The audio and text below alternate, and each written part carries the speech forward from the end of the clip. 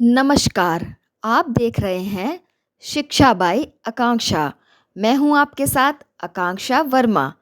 तो चलिए शुरुआत करते हैं आज की कहानी की, जिसका शीर्षक है कौआ और मोतियों की माला। एक बड़े और घने जंगल में एक नदी के किनारे एक बुढ़िया रहती थी।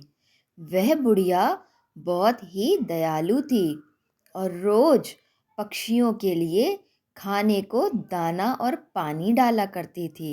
बुढ़िया के पास एक बहुत ही सुंदर मोतियों की माला थी, जिसे वह बहुत संभाल कर रखती थी, क्योंकि वह उसकी माँ की आखिरी निशानी थी।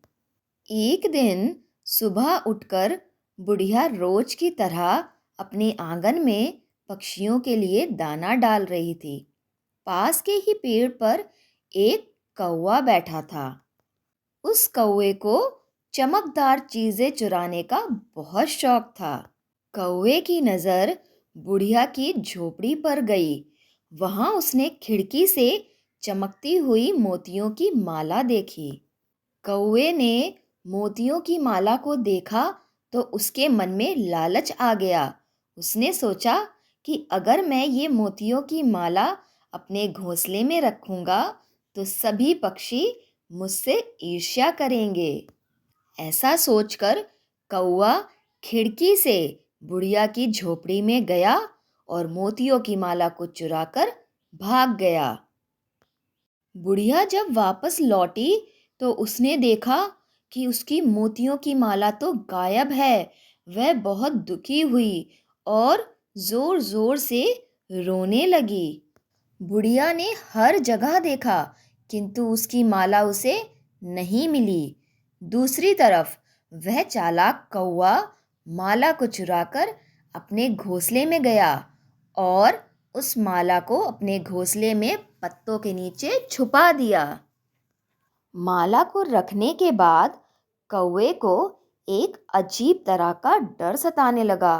उसने सोचा, अगर किसी ने मुझे माला चुराते हुए देख लिया होगा तो लोग क्या सोचेंगे? क्या दूसरे पक्षी मुझसे ये माला छीन लेंगे? इस डर से कौवा अब चैन से बैठ भी नहीं पा रहा था। वह बार बार अपने घोंसले के ऊपर मंडराता रहता और सोचता कि इस माला को मैं कहाँ पर छुपाऊं।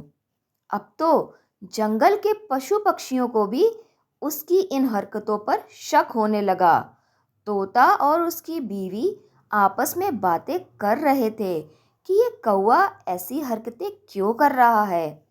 तभी दोनों ने सोचा, क्यों ना कौवे के घोंसले में जाकर पता लगाया जाए। जब तोते ने कौवे के घोंसले में झांका तो उसे मोतियों की माला दिखाई दी। वह तुरंत समझ गया कि इस चालाक कौवे ने उस बेचारी बुढ़िया की माला चुराई है। तोते और मैना ने कौवे को फटकार लगाई और उससे पूछा, तुमने उस बेचारी बुढ़िया की माला क्यों चुराई?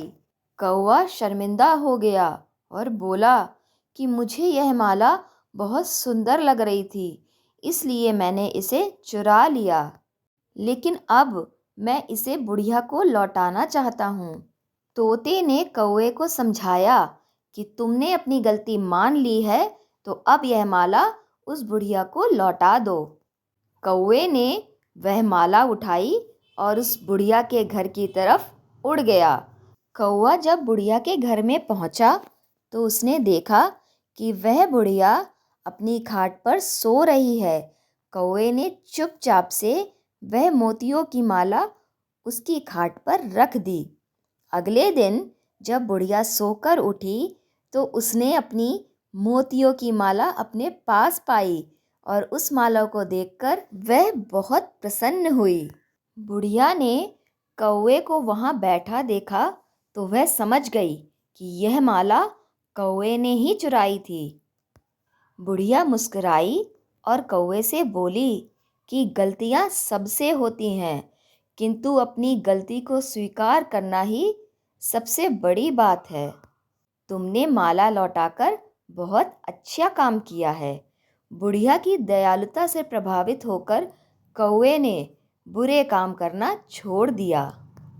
इस कहानी से हमें यह सीख मिलती है कि अपनी गलती को स्वीकार करना ही सच्ची बहादुरी है। धन्यवाद।